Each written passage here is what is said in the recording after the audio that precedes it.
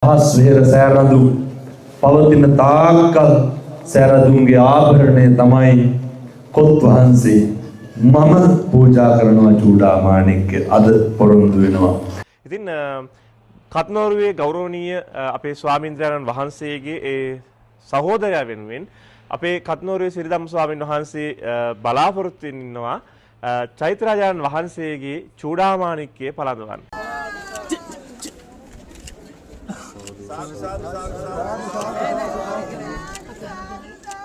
තෙරුවන් සරණයි පින්වත් ඔබ හැමදෙනාටම පළමුවෙන්ම සුවහසක් බෞද්ධ ජනතාවට අපි ගෞරවයෙන් ආරාධනා කරනවා මේ වීඩියෝ එක ෂෙයා කරලා අපට සහාය දක්වන්න කියලා. අපි සියලු දෙනාම මම ප්‍රාර්ථනා කරනවා මම කියන බණ පදයක් ගානේ මේ ආශ්‍රය සෑරදුන් වහන්සේ මේ උතුම් වූ පින්බිම ඉතා ඉක්මනින් ඉදි වේවා සාදු සාදු සාදු.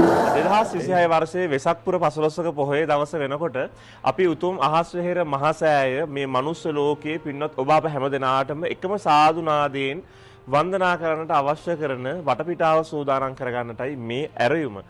අපිට දැන් චෛත්‍යරාජාන් වහන්සේගේ මේ ව්‍යසනයත් එක්ක නැත්නම් මේ නායෑමත් එක්ක අපිට ගඩොල් මේ හරියටම තියෙන ගඩොල් 1000ක විතර ප්‍රමාණයක්. ඉතින් අපිට ගඩොල් ලබා ගැනීමට අවශ්‍ය කරනවා. ඒ වගේම අපට වැලි මෙටල් සිමෙන්ති ආදී ද්‍රව්‍ය අපට අවශ්‍ය වෙනවා. මෙතනින් එහාට මේ චෛත්‍යරාජාන් වහන්සේගේ සුගන්ධවත් ධාතු ගර්භයේ වැඩ කටයුතු අපිට නිමා කරගන්න.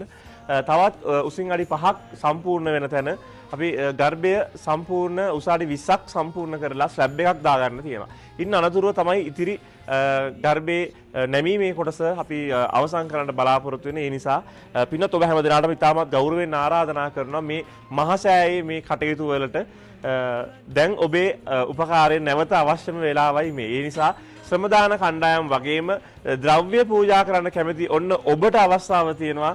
එකම එක ගඩොලක් මුදලින් රුපියල් 40යි.